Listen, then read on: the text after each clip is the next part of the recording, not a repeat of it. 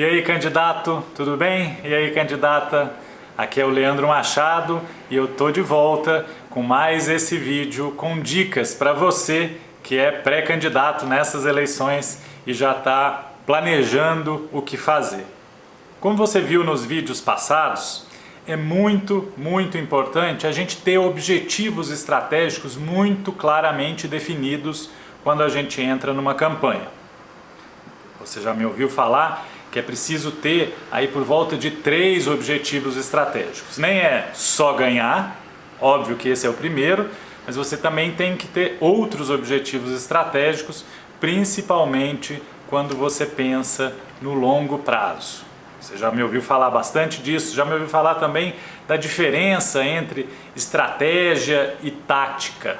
O que é uma coisa, o que é outra. E as duas são importantíssimas numa eleição.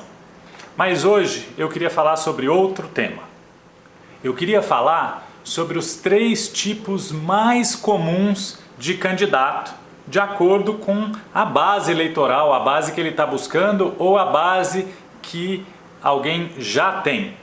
Você aí sabe que tipo de candidato é você? Ou melhor, você sabe quais são esses 3 tipos de candidato? Vem comigo que eu vou te explicar, um por um. O primeiro candidato é aquele candidato de território.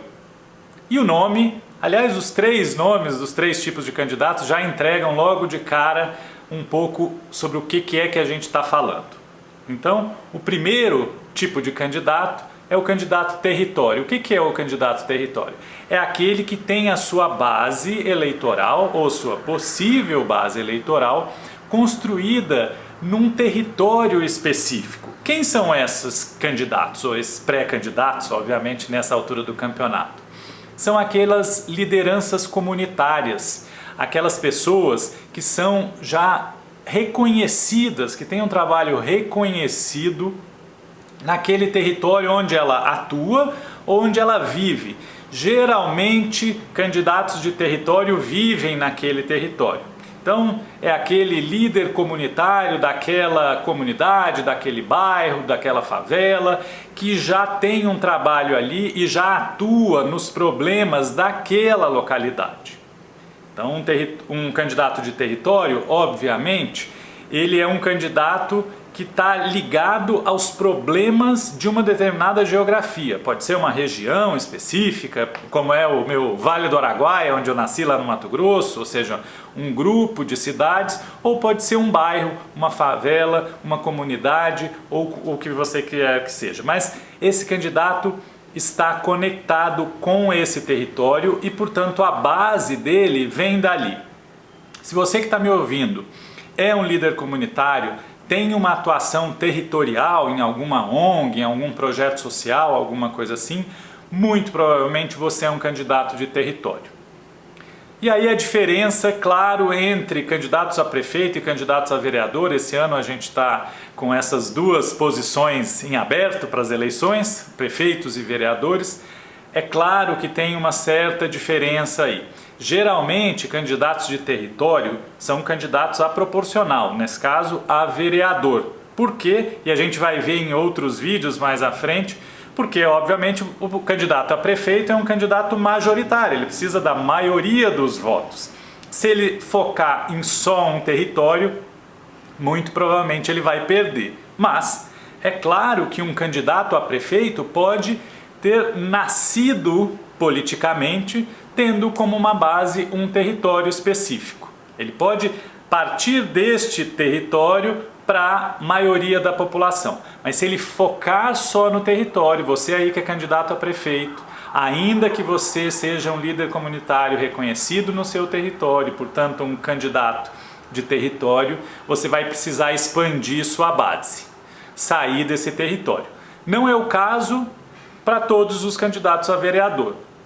Eventualmente você tem um território grande o suficiente que consiga te eleger. Mas a gente também vai falar um pouco mais de públicos para frente. O interessante aqui é você entender então que o primeiro tipo de candidato, segundo a sua base ou a sua base potencial, é um candidato de território.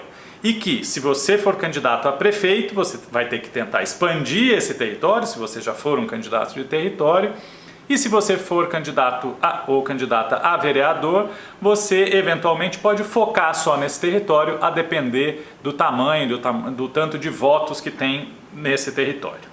Então esse é o primeiro, o candidato de território. Vamos para o segundo. Qual seria o segundo? O segundo é o candidato de classe, ou de cluster, como se fala nos Estados Unidos, que é aquele conjunto de iguais, conjunto de assemelhados.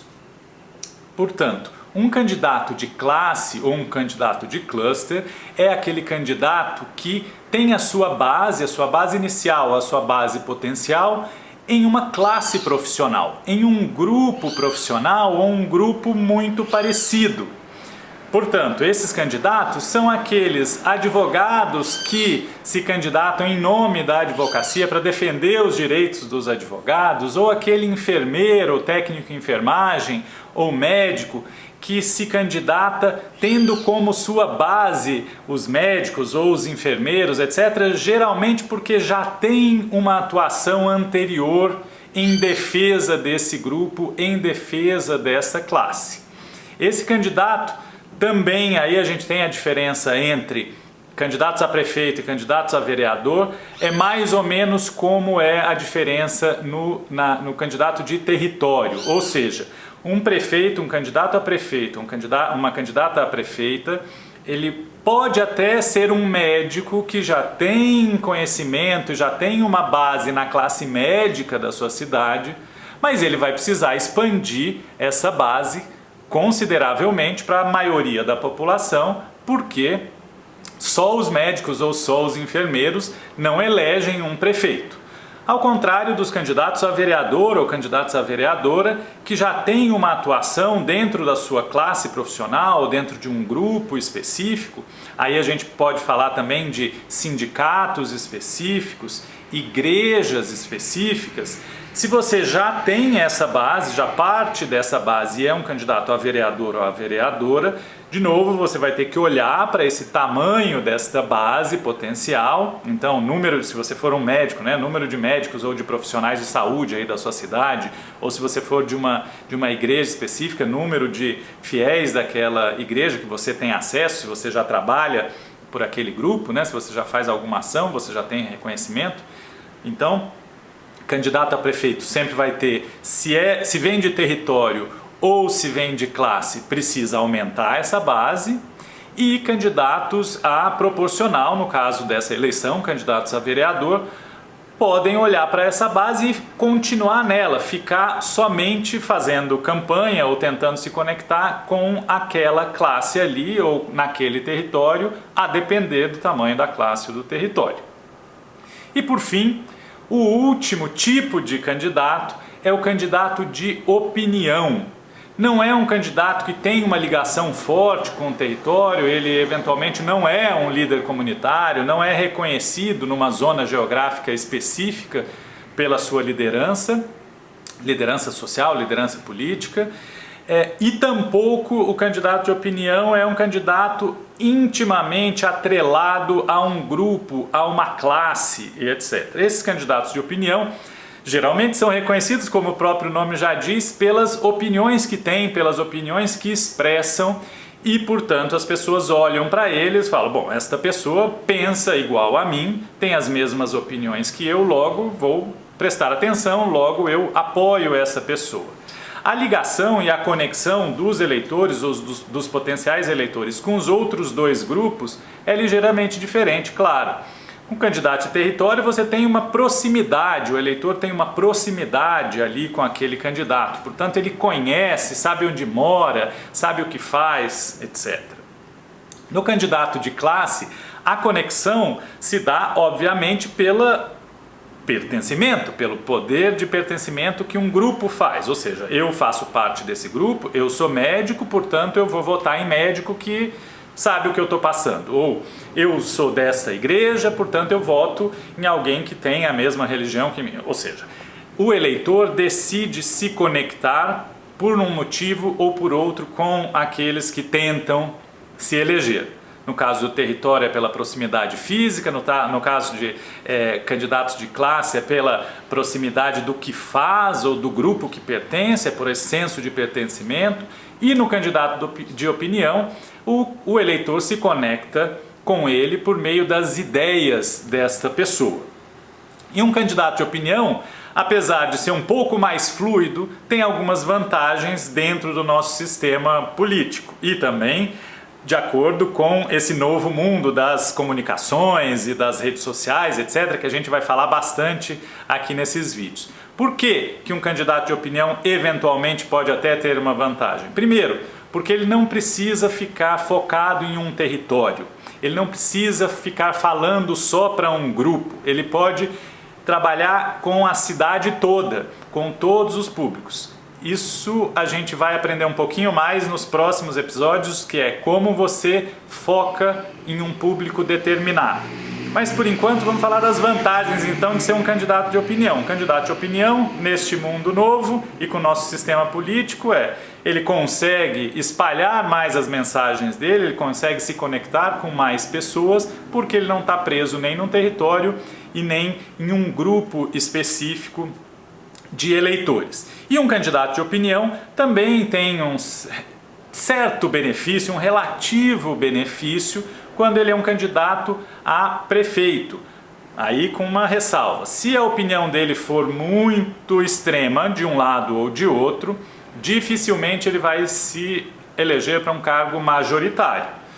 Para posições extremas, é melhor que você fique num cargo proporcional, porque você sempre terá uma proporção de gente que vai se conectar com as suas opiniões, ainda que elas sejam mais extremadas. E aqui, obviamente, eu não estou fazendo uma apologia ao extremismo, eu não gosto disso, acho que isso é nocivo para a democracia, mas estou dizendo que se você está em um dos polos mais para cá ou mais para lá, e você é um candidato de opinião, é melhor que você foque em uma candidatura proporcional. Se suas opiniões são muito fortes e muito extremadas, a maioria da população e a maioria dos brasileiros não vai votar em você. Geralmente um candidato a prefeito, ele, ainda que tenha opinião, e precisa ter opinião, ele foge um pouco dos extremos porque é uma campanha majoritária e não uma campanha proporcional. Não estamos falando só de uma proporção dos eleitores, estamos falando da maioria